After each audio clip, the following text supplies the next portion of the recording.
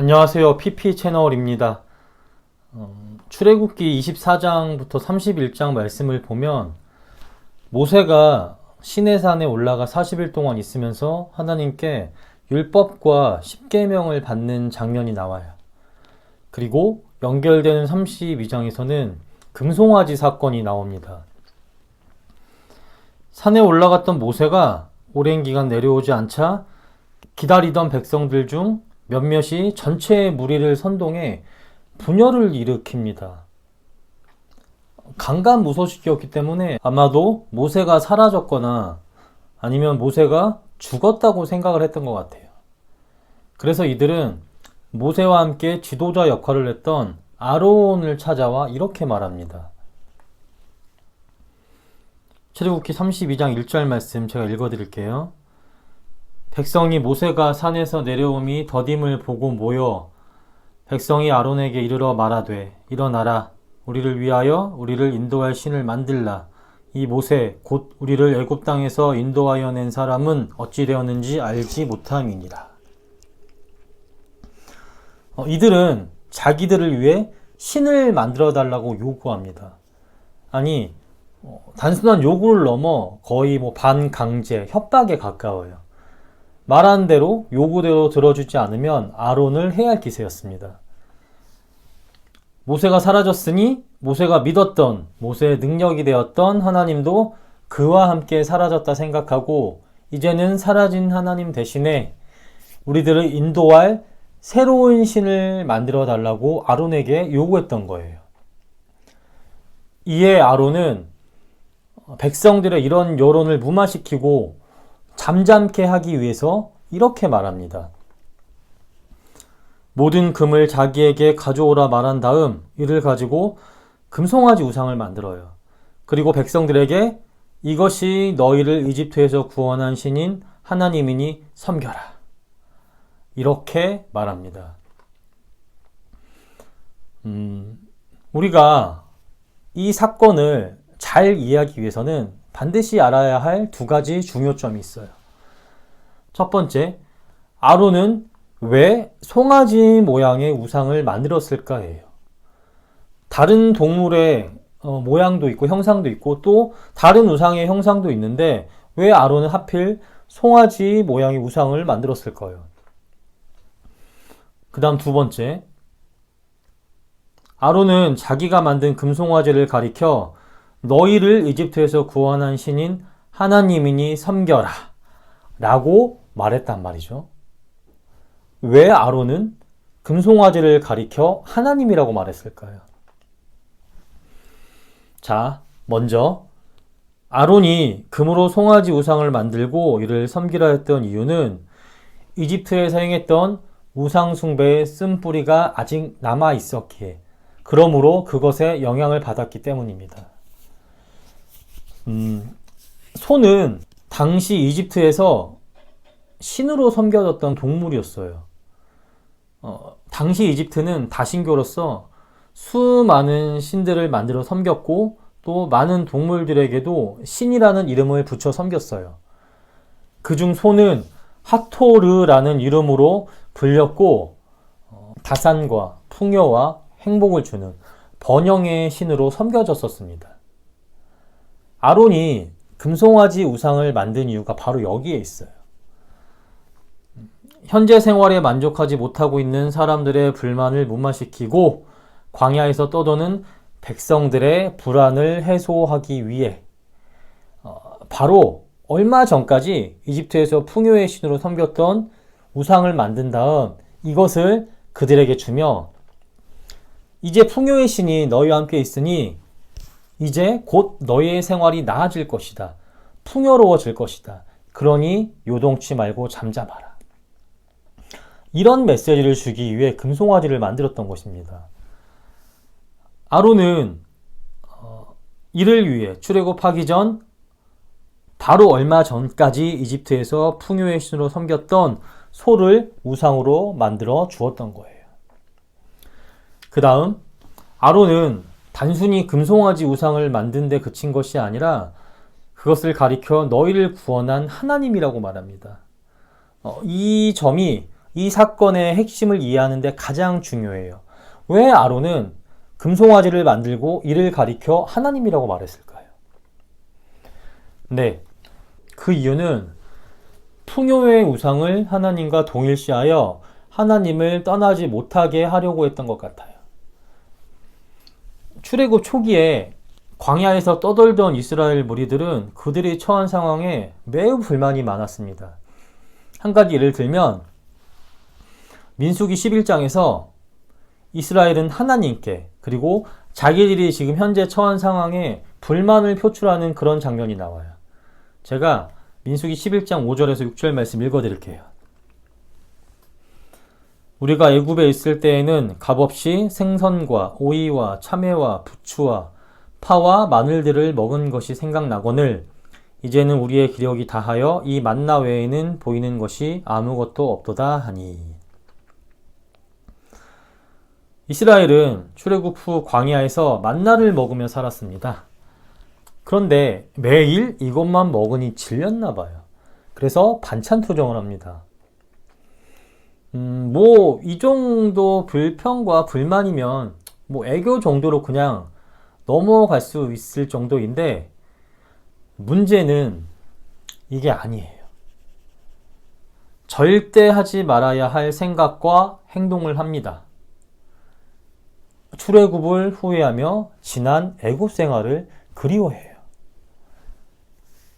애굽에서 종으로 있었을 때는 힘들었지만 그래도 그때는 먹을 거라도 잘 먹었는데 지금은 먹을 것도 제대로 못 먹고 이 광야에서 쓸데없는 고생만 하고 있다. 이런 식으로 생각을 합니다. 그러다 보니 하나님에 대한 생각과 마음이 처음과는 많이 달라졌어요. 감사는 없어졌고 불평과 불만이, 그리고 하나님을 애굽에서 쓸데없이 우리를 데리고 나와 고생만 시키는 능력 없는 신이라 생각했던 것 같아요. 이런 생각이 가득한 상황이었는데 백성들의 불만을 무마시키고 이스라엘 무리를 이끌던 지도자였던 모세가 사라졌으니 더 이상 제어하지 못한 그들의 악한 생각이 터져나와 아론에게 몰려가 다른 우상을 만들어내라고 강요했던 것입니다. 그래서 아론은 이러한 그들의 유혹 가운데 자신을 보호하고 비난 여론을 잠재우기 위해 또 하나님을 떠나지 못하게 하기 위해 자기 나름대로의 고육지책을 내요. 그 방법이 뭐냐? 금송아지를 만들어서 준 거죠.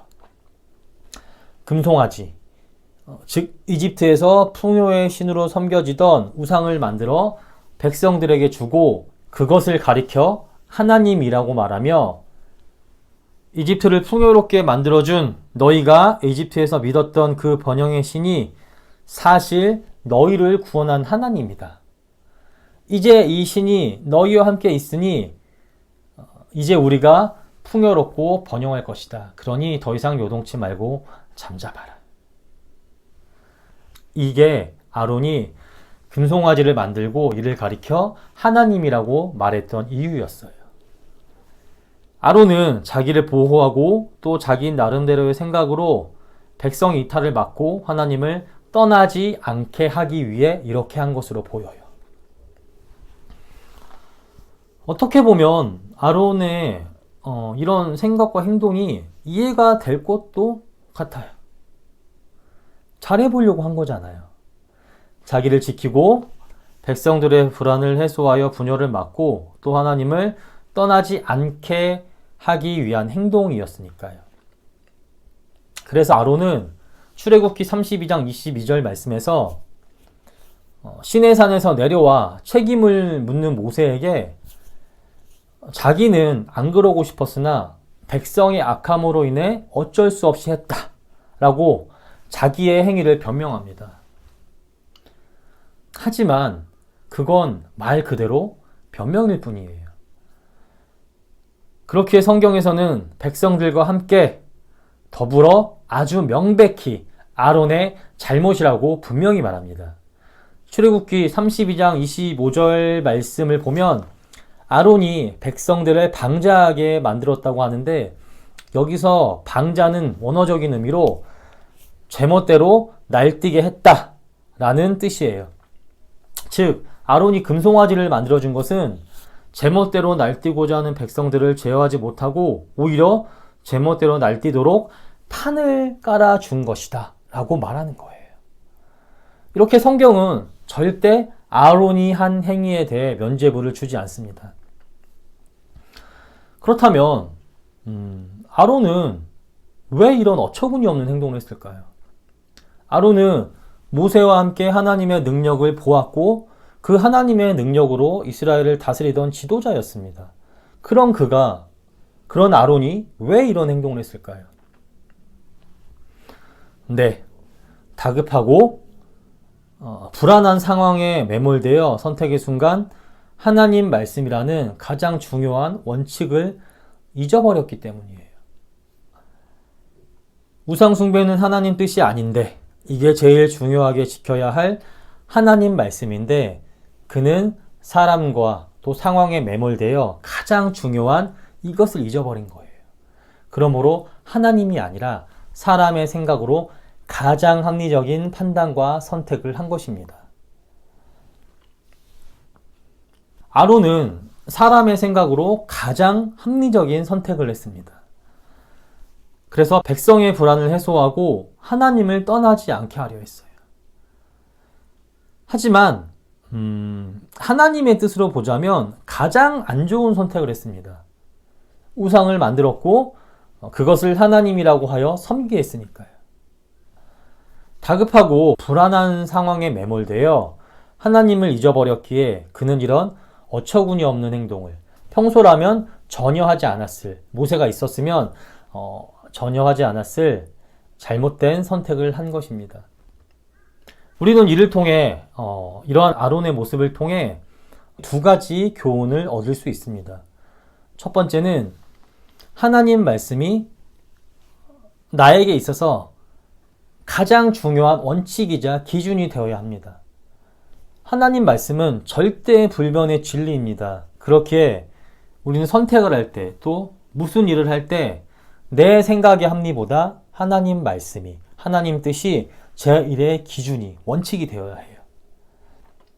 두 번째, 그렇기에 언제나 무슨 상황에서든 사람보다, 상황보다 먼저 하나님을 봐야 합니다.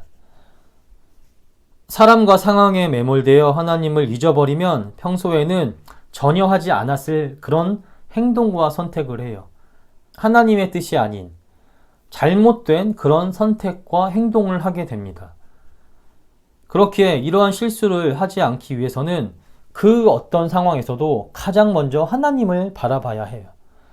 인간의 합리도 중요하지만 그보다는 먼저 하나님의 뜻을 생각해야 합니다. 살다 보면 여러 사건과 상황 가운데서 또 선택의 기로에서 갈등할 때가 있어요.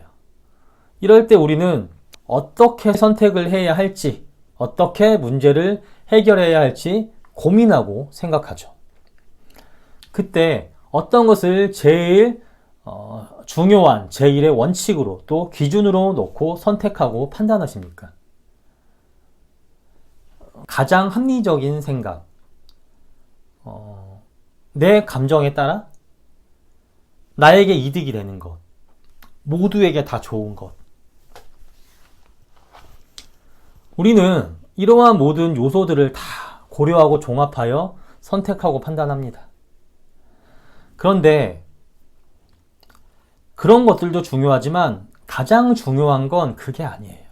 가장 중요한 것은 하나님의 뜻입니다.